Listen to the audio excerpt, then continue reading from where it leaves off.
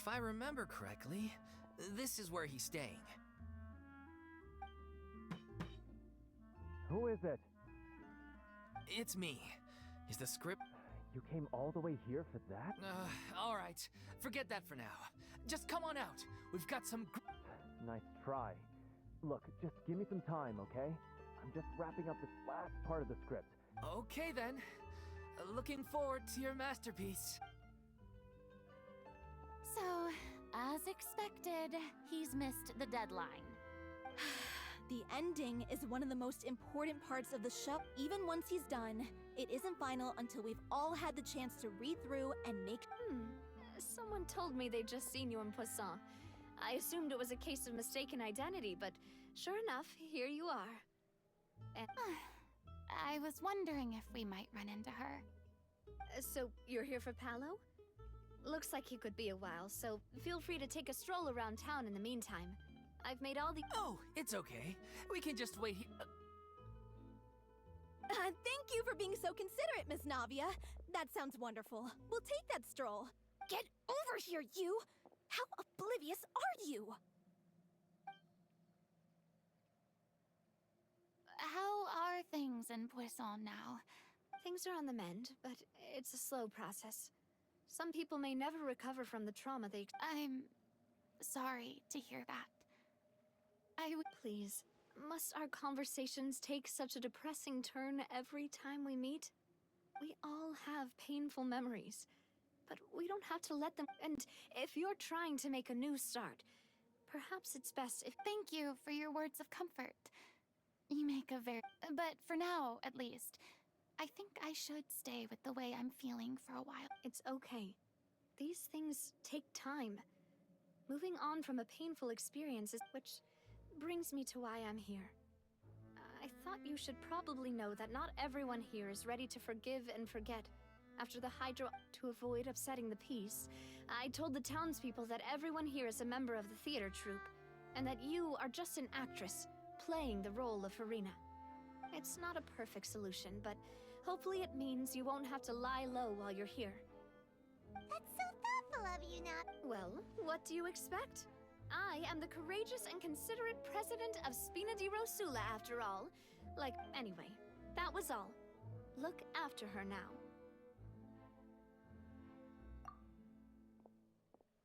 Off we go then.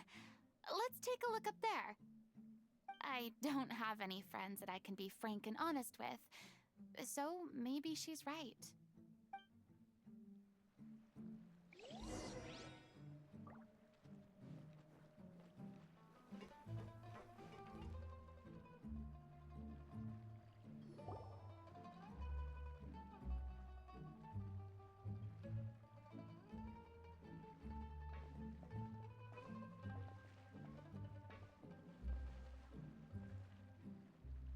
I'm so grateful that Miss Navia was so understanding.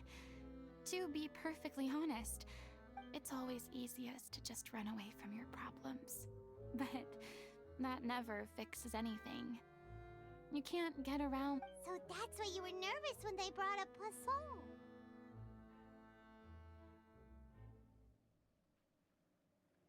Yeah. I'd be lying if I said I wasn't scared of coming back here. Still, I felt it was something I had to do. As I was saying before, I'd be overjoyed if the people here could find it in their hearts to forgive me. But they're more likely to unleash a tirade of vitriol against me, which, of course, I completely understand and accept. Yeah, I can tell people are watching me. I'm sure some people here see the idea of someone coming to Poisson dressed as the Hydro Archon as extremely disrespectful. I used to be terrified of the gaze of other people, especially when they had suspicion or... I guess I wasn't quite ready for this after all. I'm not surprised you're making yourself go through all of this. What do you mean by that? You expected me to just keep running and hiding from my responsibility forever? Look, There seems to be a crowd gathering over there. Probably time we made a move.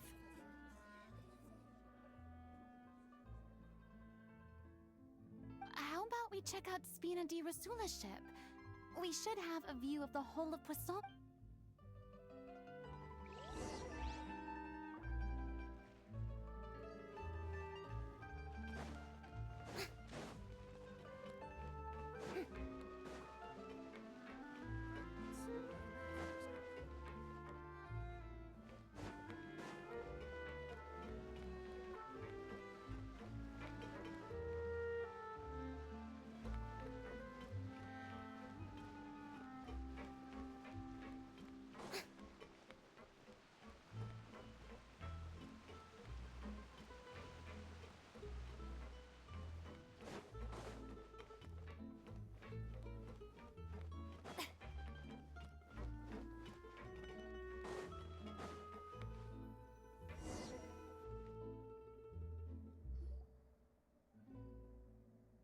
I'm sorry.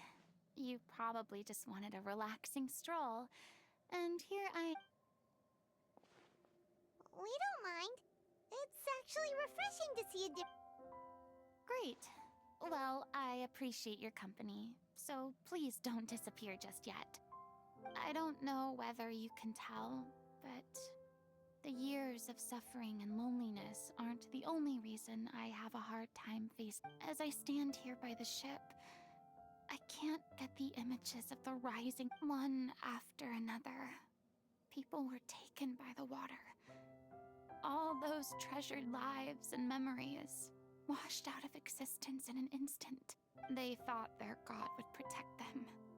They had absolute faith that when disaster struck, a divine power, and all the while, I played my part to perfection. But then the floodwaters finally came. And the Hydro Archon. You shouldn't look at it like that. You're only doing your duty. I've had to go through so many moments like that for the sake of protecting the truth. As time went on, it got harder. Eventually, I realized I had nothing left except the truth. I became terrified of completely failing in my... Fortunately, we were able to avoid the worst-case scenario thanks to the help of everyone rose to their responsibilities. And I finally regained my... But on some level, freedom also means no longer being needed. I have... Paimon would have never imagined you'd see it that way. A reward? I guess so. And back then, I didn't even dare to dream about having someone to confide in. I was scared of someone recognizing me for who I truly was, and exposing the secret. Believe in the Farina you see on stage. She is the one. I had to keep all my feelings, all my curiosity about life to myself. No one could be allowed to... That's what I really meant when I said I'm no good at maintaining... So that's where you were coming from. Paimon totally thought you were just... Could you please get off my case? I don't know what's gotten into you today. I'm making an effort here. You could at least try to do the same.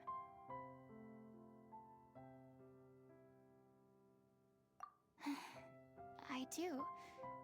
I once had nothing but the truth, and now, at least the choice is in my hands. All right, it's about time to head back. Sure. Okay, let's head back and...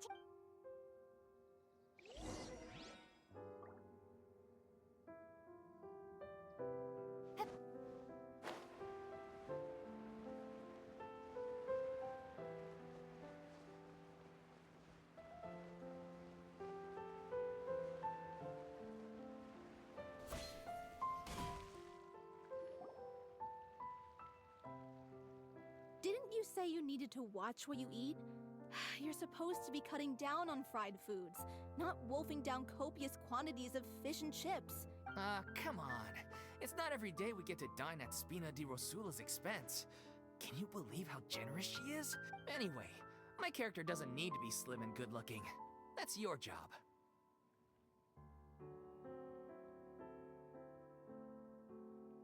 Are you kidding me right now? It's not your character's health I'm worried about, it's yours. I've spent my whole life battling the effects of ill health, and it kills me to watch you willingly ruin yours by filling yourself up with junk all the time.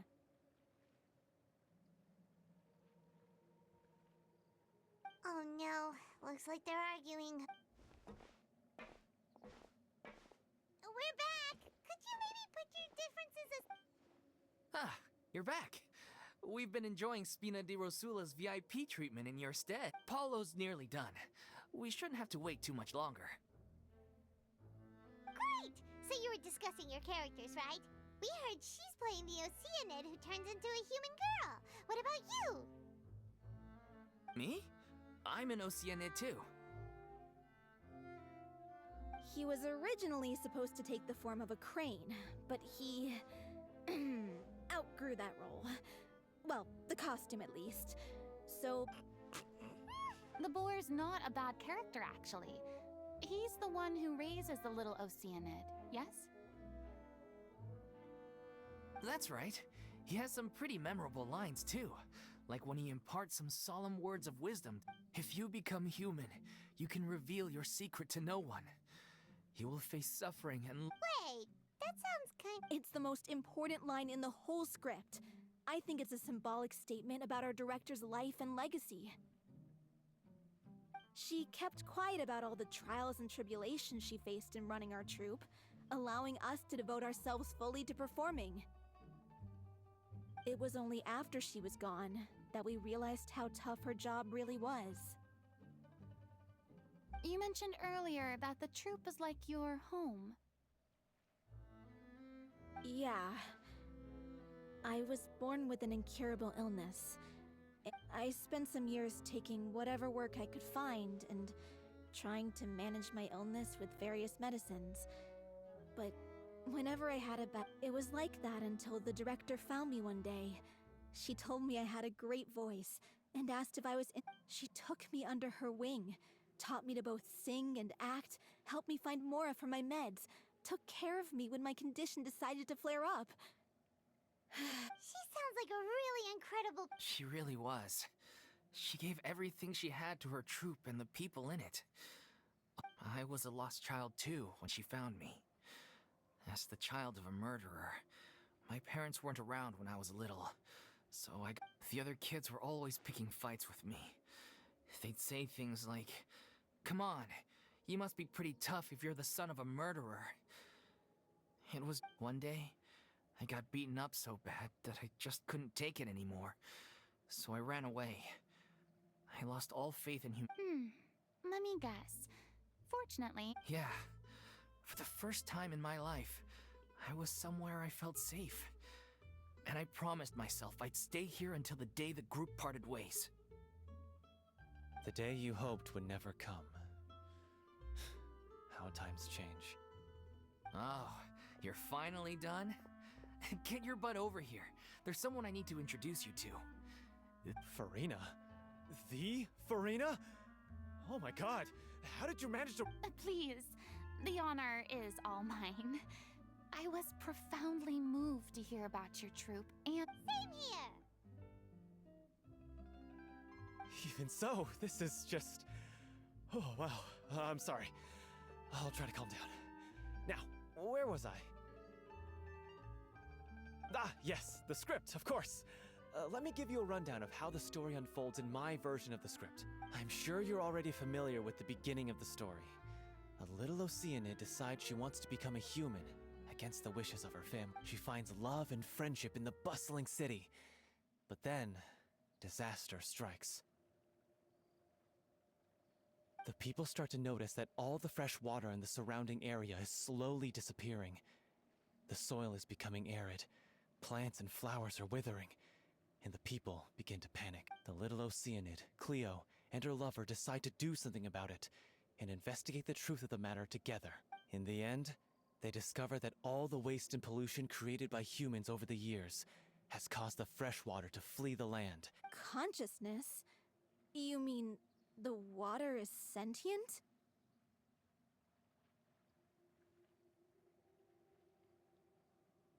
Water as a conscious entity. There's actually... Since the little Oceanid is a water spirit, she immediately understands how the water is feeling. She then tells her lover about her true identity, as well as the truth behind the crisis. Her lover accepts her for who she is, and works with her to find a way to bring the water back. However, unbeknownst to them, the little Oceanid is accused of being directly responsible for driving the water away, and faces the greatest dilemma of her life. And then? In the end, she makes the brave decision to sacrifice herself. Huh? But didn't they all treat Cleo like a villain? Why would she want to save them after that? Well, she mainly wanted to save her lover, plus everyone who'd stood up for her. Through her love for her human partner, she was able to find an even greater love. One that extended... There's actually something else that bothers me. You know the protagonist is supposed to represent the director, right? And she never had the chance to become a hero in our world. If we're serious about dedicating this show to her memory, we should make the ending as true to life as possible. What about if the little Oceanid is hounded to death by people who hate her? That sounds like too cruel of an ending to me. And perhaps a... That ending would be a perfect mirror to Director Aureli's death. Both arbitrary and meaning. On the day when she went missing, Director Aureli had instructed us all, somewhat out of the blue, to leave the court of Fontaine, and we waited and waited at the rendezvous point. But she never came. We looked for her. The Gardamex looked for her, but she was nowhere to be found. Increasingly, the director was the kindest soul in the world, yet she was senselessly sacrificed for the sake of... But doesn't the way she suddenly told you to leave the city suggest that maybe she had some sense of what was about to happen? I've been trying to follow up on that ever since, but all my efforts so far have turned up nothing. Villemont? The one who's playing the role of the villain? Yeah. He's been overwhelmed by grief. I think the director's death hit him hardest of all. Grief? Guilt, more like. Also, I have a hard time imagining that because... Well, speaking of the play being true to life, What? You kept that one... It's time to be upfront with you all. No more keeping secrets from each other. We'll never be able to agree on the ending if we can't be honest about how we feel.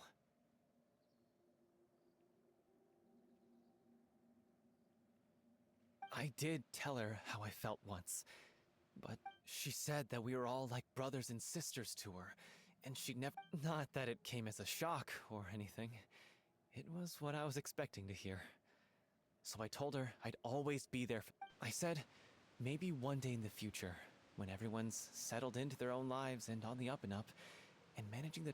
Well, maybe then she could reconsider what... And now, that day will never come. So if I'm the one writing this ending, then I'm gonna make sure it does right by Aureli. I won't let anyone get in... In that case, you have to straighten things out with Villemont once and for... We've all had our differences of opinion over the ending, but those two have never seen eye to eye on anything. One of them has to compromise if we're ever going to reach a... Well, if that's where we're at, looks like it's time to go visit Villemont. Are you ready to face the truth? Honestly, I'm slightly terrified. But for the sake of our Funny you should ask, though. You really do get what I'm going through right now. I certainly do. Come on, everyone.